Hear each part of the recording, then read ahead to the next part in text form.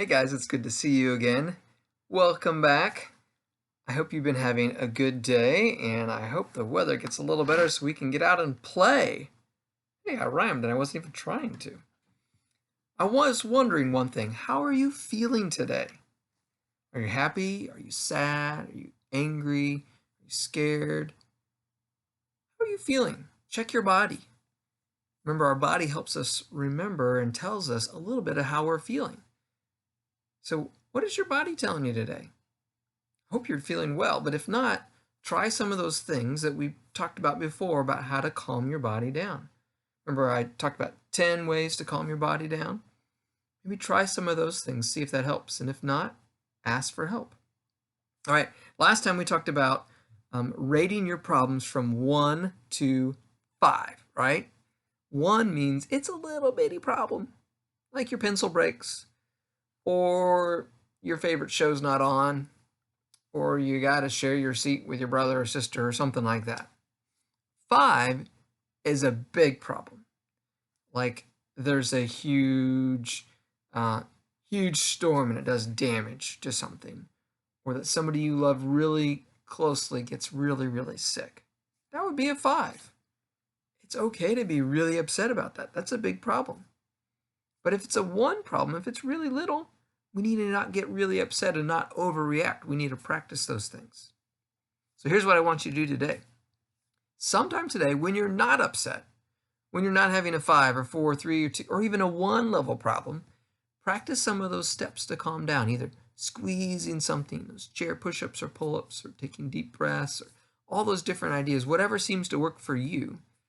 Practice those when you don't have a problem. So that way when you do have a problem, it'll be easier to do. That's just a hint. But take some time today and practice it. Tell your parents about it. Maybe they can practice it with you. Now, I wanted to read you a book today that talks about a problem. And it talks how they responded to the problem. And afterwards, you tell me how big of a problem this is. Now, this book is one of the stories in Sneetches and Other Stories by Dr. Suess, one of my favorite authors. And this story is called The Zacks. So I'm going to read this. Listen carefully and see if you can tell what the problem is. Is it little or is it big? I think we can figure it out pretty quick. The Zacks. One day, making tracks in the prairie of Prax, came a north-going Zacks and a south-going Zacks. And it happened that both of them came to a place where they bumped, and there they stood, face to face. "Look here, now," the north-going Zack said. "I say, you are blocking my path. You are right in my way. I'm a north-going Zax, and I always go north.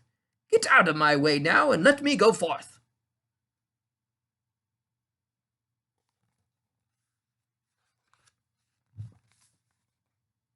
"Who's in whose way?" snapped the south-going Zax. "I always go south, making south-going tracks. So you're in my way, and I ask you to move and let me go south in my south-going groove." Then the north-going Zax puffed his chest up with pride. "I never," he said, "take one step to one side, and I'll prove to you that I won't change my way, if I have to keep standing here 59 days. It's almost as long as we've been out of school.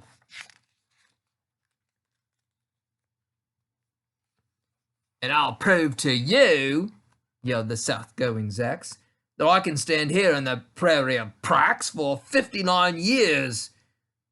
I live by a rule that I learned as a boy back in south-going school. Never budge. That's my rule. Now, never budge in the least. Not an inch to the west, not an inch to the east. I'll stay here, not budging. I can and I will. If it makes you and me and the whole world stand still."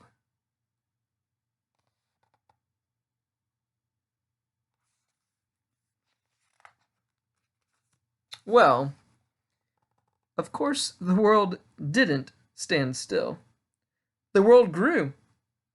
In a couple of years, the new highway came through, and they built it right over those two stubborn Zacks and left them there standing unbudged in their tracks.